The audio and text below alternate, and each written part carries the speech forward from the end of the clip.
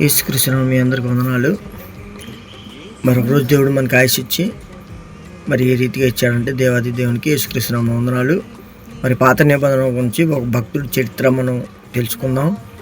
మరి పాత నిబంధనలో యోబు గారి గురించి మనం ఎన్నోసార్లు ఉంటాం, కానీ యోబు గారి అంత విశ్వాసం నిజంగా ఈ తరంలో మనకి లేదనుకోవచ్చు. ఎందుకంటే యోబు గారి భక్తి చరిత్ర మనం నేర్చుకోవాలంటే ఆయన సారం మనం పొందాలి.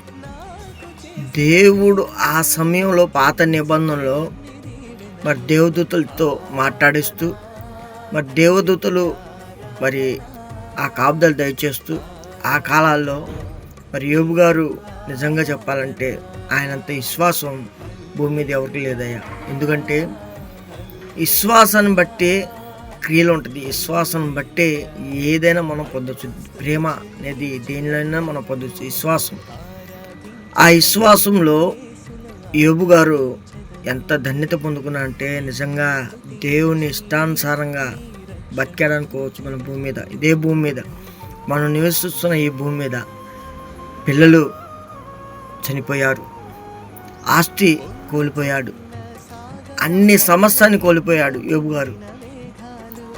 యోబు గారిని భక్తి గురించి మనం మాట్లాడుతాం దేవుని బిడ్డలారా. ఎందుకంటే ఇప్పుడు నేను వాక్యంలో రిఫరెన్స్ చూపిస్తూ మీకు చెప్పొచ్చు, కానీ రిఫరెన్స్ చూపించే ముందు అంటే మీ అమూల్యమైన మాటలు, బైబిల్లో ఉన్న మాటలు మరి యోబు గారి గురించి మనం నేర్చుకున్నప్పుడు నిజంగా అసలు ఎంత ఇష్టమైంది. నాకైతే చాలా ఇష్టం యోబు గారి భక్తి. ఎందుకంటే ఆయన చరిత్ర ఉన్నప్పుడు ఒక్కొక్కటి ఉన్నప్పుడు నిజంగా మరి ఆ రోజుల్లో ఆయన అంత భక్తి చేశాడంటే నిజంగా ఎంత విశ్వాసం మనకు కూడా ఉండాలి. ఎందుకంటే ఆ సారం మనం పొందుకోవాలి. దేవుని పట్ల ఎంత ప్రేమ ఉన్నాడు. ఈ భూమి మీద నాకేది లేదు, తల్లి గర్భంలో నేను దిగంబరిగా వచ్చి దిగంబరిగా వెళ్ళిపోవాలి.